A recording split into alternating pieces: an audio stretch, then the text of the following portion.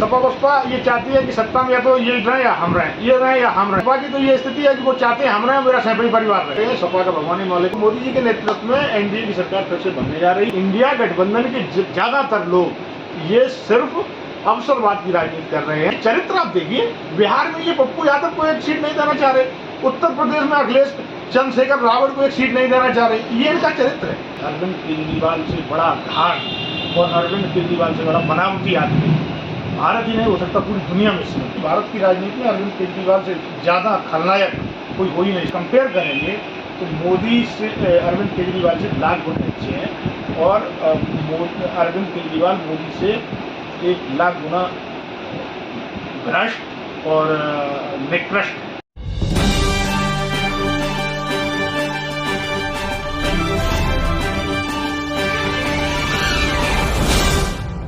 नमस्कार, जय भीम, जय भारत, जय संविधान। हमारे साथ हैं आदित्य कुमार जी और आपसे हम समझना चाहेंगे कि जिस तरह से 2024 का लोकसभा चुनाव, आम चुनाव जो चल रहा है, पहला चरण और कल शायद दूसरे चरण की वोटिंग होगी, आपको क्या लगता है इंडिया गठबंधन बीजेपी को परास्त कर पाएगा? देखिए, मैं आपको एक बात बता दूं कि वाकई इस देश में बीजेपी से संवैधानिक संस्थाओं को नुकसान हुआ है और बीजेपी संविधान को कुचलने का काम कर रही है। बीजेपी आरएसएस की विचारधारा पर चल रही है। देश के बहुत सारे लोगों के लिए बीजेपी शुभ नहीं है। रोजगार से लेके पुरानी पेंशन से लेके बहुत सारे मुद्दे हैं जिसमें बीजेपी को हम कह सकते हैं कि अच्छा नहीं कर रहे हैं।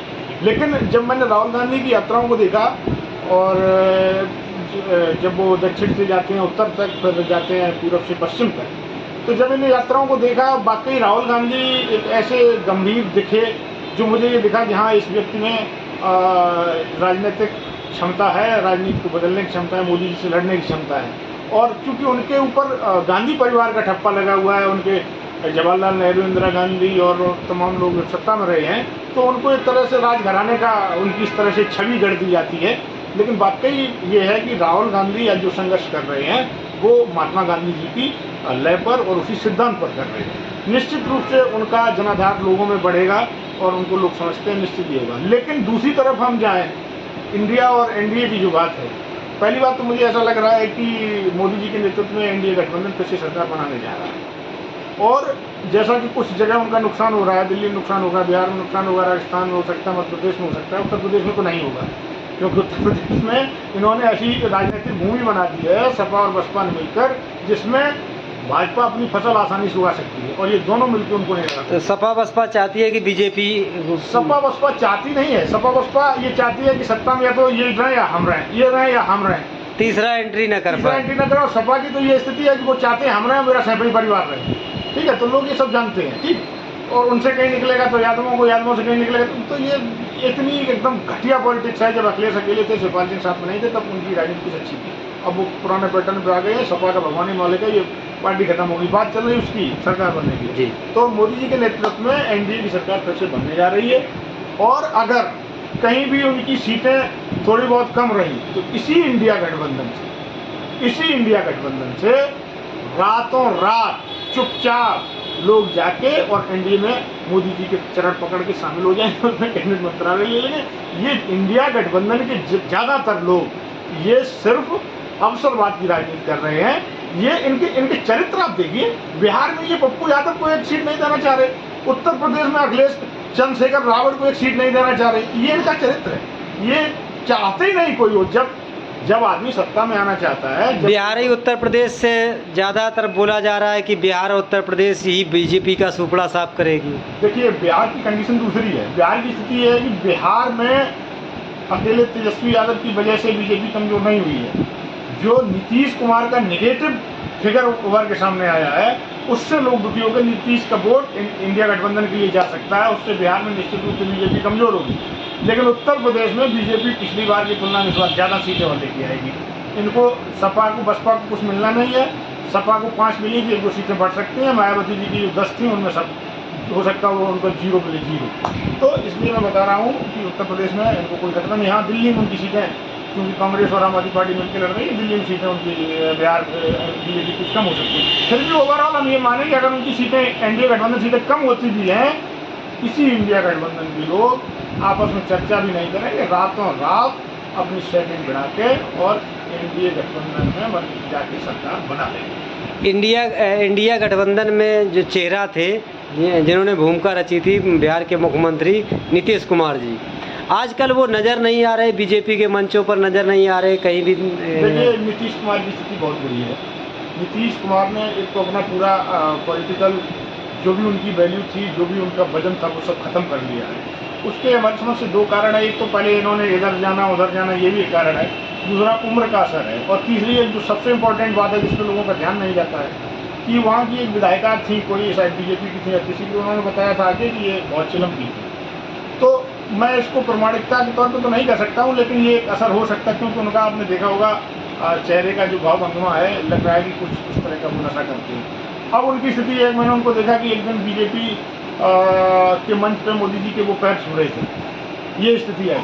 तो नीतीश कुमार का एक तरह से जो ये राजनीति का जो अंतिम चरण है, ये बहुत बुरा गया। इसमें नीतीश कुमार ये नहीं लग रहा कि बिहार के मुख्यमंत्री हैं। नीतीश कुमार केवल नाम के मुख्यमंत्री हैं, लग ही नहीं रहा कि ये बिहार के कोई मुख्यमंत्री है। उसी तरह से लग रहा है जैसे अंग्रेजों ने जो दिल्ली सल्तनत के अंतिम मुगल जो सम्राट हुआ करते थे, उनको निगराना देकर केवल उनको एक केवल ये दे रखा था कि यहाँ तुम राजा हो, बाकी उनके पास कोई अधिकार नहीं थे, कुछ नहीं था ना, उनकी कोई पॉलिटिकल वैल्यू भी नहीं थी। उसी हिसाब से आज नीतीश की स्थिति है। नीतीश कुमार की स्थिति बहुत खराब। एक लास्ट सवाल, अभी तक जितने मंत्रियों ने या मुख्यमंत्री जो भी जेल गए हैं, सभी ने इस्तीफा दिया।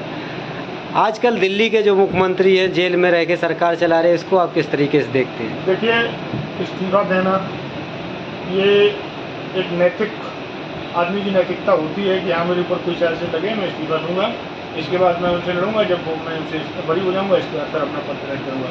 इस देश में सैकड़ों ऐसे उदाहरण हैं। आज़ादी के बाद तो इस तरह के बहुत सारे उदाहरण हैं। यहाँ तक कि मुझे याद है कि उन्होंने लालकृष्ण आडवाणी जी ने भी कहीं उनका नाम उछला था, उन्होंने तुरंत अपना सब पावर जो भी उनके पास पर थे सबसे इस्तीफा दे दिया था।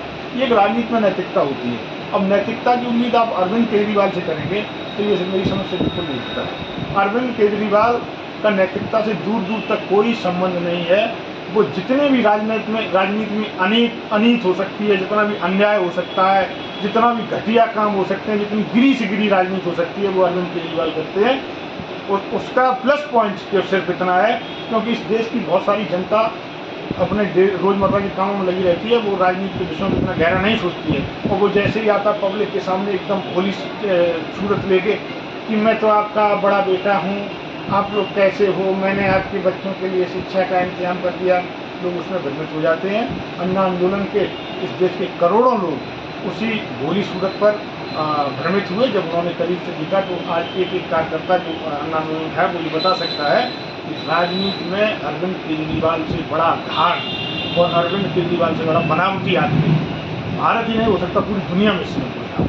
इसलिए मैं बता रहा हूँ कि वो इस्तीफा कभी नहीं देंगे, लेकिन ये है कि ये जब सरकार बन जाएगी इसके बाद उनको दिल्ली से बर्खास्त कर दिया जाएगा। आम आदमी पार्टी के ही मंत्री रहे राजेंद्र पाल गौतम जी का, सिर्फ उन्होंने बाबा साहब की 22 प्रतिज्ञाओं के कार्यक्रम में शामिल हो गए थे, उतने में ही उनका मंत्री पद ले लिया गया था। आम आदमी पार्टी दो तरह की विचारधारा से थे। देखो, मैं इन बेशर्मों की क्या कहूँ। बाबा साहब का कोई कार्यक्रम होता है, उसको मनाते कौन है? टोटली सवर्ण, एकदम मंच में पूरे सवर्ण बैठेंगे, कोई आपको दिखाई नहीं देगा। इनकी जो भी पॉलिटिकल जो कमेटियां हैं, मतलब जो इनकी एकदम जो शीर्ष बॉडी है, उसमें कोई भी आपको एससी और बैकवर्ड नहीं मिलेगा। क्यों? क्योंकि उस तरह के षड्यंत्र नहीं रख पाते हैं ये लोग। बिल्कुल सच्चाई ये है, ये बीजेपी को गालियाँ देते हैं, ये बीजेपी इनसे बहुत अच्छी है। अगर ये लोग कहीं पावर में आ जाएंगे तो ये बीजेपी से पहले इस देश के संविधान को फाड़ के फेंक देंगे। इनसे खराब भारत की राजनीति में, बल्कि एससी और बैकवर्ड के लिए तो कोई हो ही नहीं सकता। बस लास्ट सवाल, आप एक मिनट और आप देख लीजिएगा। अरविंद केजरीवाल, ठीक, मनीष सिसोदिया, संजय सिंह, दिलीप पांडे, सत्येंद्र जैन, गोपाल राय, ठीक, राघव चड्डा, आतिशी मरलेना और वो भारद्वाज, सौरभ भारद्वाज और दुर्गेश पाठक, कोई मिल रहा आपको? एससी बैकवर्ड का कहीं नाम है? एक राजेंद्र पाल गौतम से, इतना बेचारे शरीफ सज्जन आदमी, किस तरह से उनको बेइज्जत करके भगाया। एक योगेंद्र यादव थी, किस तरह से बेइज्जत करके भगाया। तो ये इनकी पार्टी है। ये एससी बैकवर्ड अगर इसमें कहीं इन्वॉल्व भी है, कहीं इनको एक वोट भी देता है, तो उससे बड़ी मूर्खता किसी नहीं हो सकती। अभी तक आम आदमी पार्टी के राज्यसभा सदस्य भेजे गए, एक भी आपको SC OBC माइनॉरिटी का क्यों नहीं नज़र आ रहा है? कोई नहीं नजर आएगा। उनकी मानसिकता जो है, देखिए, अब मैंने इसीलिए कहा कि भारत की राजनीति में अरविंद केजरीवाल से ज़्यादा खलनायक कोई हो ही नहीं सकता। उस व्यक्ति को बिल्कुल सच्चाई है कि बिना षड्यंत्र की राजनीति करनी नहीं है। षड्यंत्र में वो SC बैकवर्ड किसी को शामिल करेगा नहीं, क्योंकि उसे विश्वास नहीं है। क्योंकि उन्हें ये विश्वास है कि SC बैकवर्ड का कोई आदमी होगा तो वो, कोई भी SC बैकवर्ड का जो ऊपर क्लास का आदमी होगा, वो कहीं ना कहीं अपने समाज की बात करेगा, अपने समाज की बात करेगा। इनके अंदर खाने जो बातें होती हैं, उस समाज को कुचलने की बातें होती हैं, षड्यंत्र की बातें होती हैं। तो उनको ये खतरा रहता है कि मेरा षड्यंत्र बाहर हो जाएगा। किसी भी SC बैकवर्ड को वो नहीं रख सकते। लेकिन अरविंद केजरीवाल सबसे ज़्यादा बाबा साहब के अनुयायी बनने का प्रयास देखिए, करते हैं। अरविंद केजरीवाल की मैं आपको कहानी बता दूं। ये पंजाब में जाएंगे तो भगत सिंह के अनुयायी हो जाएंगे, आंदोलन में थे तो ये गांधीवादी थी, ठीक, तब ये गांधी के अलावा किसी को नहीं। अभी कहीं बात होगी तो गांधी की मूर्ति के सामने बैठ जाएंगे। ऑफिसों से गांधी की फोटो हटवाने वाले और भगत सिंह और अम्बेडकर जी की फोटो लगवाने वाले ये। भगत सिंह और उनकी फोटो से बाबा साहब की फोटो से किसी को आपत्ति नहीं है, लेकिन आप अगर गांधी की फोटो हटवा के किसी फोटो लगवा रहे हैं तो आपकी मानसिकता समझी जा सकती है। और वो बाबा साहब के अनुयायी कहाँ बनते हैं? जहाँ उन्हें पता होता है कि हाँ मुझे दलित वोट मिल सकता है। अरविंद केजरीवाल किसी का नहीं है। अरविंद केजरीवाल केवल सत्ता के हैं और केवल उनको सत्ता मिलती है, बस वो जो मर्जी आपसे करें। वो ख्वाब देख रहे हैं कि मैं ऐसे मूड बना के देश का प्रधानमंत्री बनना होगा। और देखिए, ये हो भी सकता है, बनने के लिए कोई कुछ भी बन सकता है।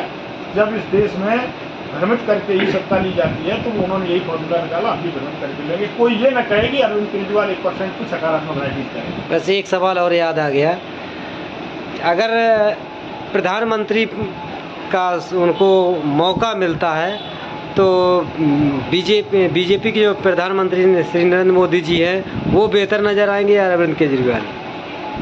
देखिए, अरविंद केजरीवाल और मोदी की अगर कंपेयर की जाए तो मैं तो ये कहूँगा कि मोदी जी अरविंद केजरीवाल से 1000 गुना अच्छे हैं। इसलिए अच्छे हैं क्योंकि मोदी जी जो भी हैं अपने बनावटी करते हैं या अपना जो भी एक तरह से अभिनय करते हैं, उनको मैं नेता कम अभिनेता ज़्यादा मानता हूँ, क्योंकि उनके पीछे दिमाग दूसरे का है और वो अभिनय बहुत अच्छा करते हैं। लेकिन वो इनके कितने, जो अरविंद केजरीवाल की नस नस में, जो क्या मैं शब्द दूँ, जो नस नस में इनको एक तरह से कूटनीति कहें या छल कहें या कैसे भी सत्ता का लालच कहें या धोखेबाजी कहें। देखिए, एक आदमी ने इस पूरे देश के सामने अन्ना आंदोलन को पूरा देश सपोर्ट किया था। उस आदमी ने क्या कहा था कि मैं सकारात्मक राजनीति करूंगा। सकारात्मक राजनीति करने वाला आदमी अपने घर के इंटीरियर में 11 करोड़ रुपए लगाता है। ये मैं मतलब VIP कल्चर को हटाऊंगा, मैं ये करूंगा, मैं बच्चों की कसम खाता हूँ। ऐसे आदमी की क्या बात करते हैं? क्योंकि मोदी की कई मामलों में आलोचना की जा सकती है, लेकिन अगर कंपेयर करेंगे तो मोदी से अरविंद केजरीवाल से लाख गुना अच्छे हैं और अरविंद केजरीवाल मोदी से 1 लाख गुना भ्रष्ट और निकृष्ट। चलिए, हमसे बात करने के लिए बहुत बहुत धन्यवाद। इसी के साथ इस वीडियो को समाप्त करते हैं। जय हिंद, जय भारत, जय संविधान। वीडियो अच्छा लगे लाइक करें, कमेंट करें, शेयर करें।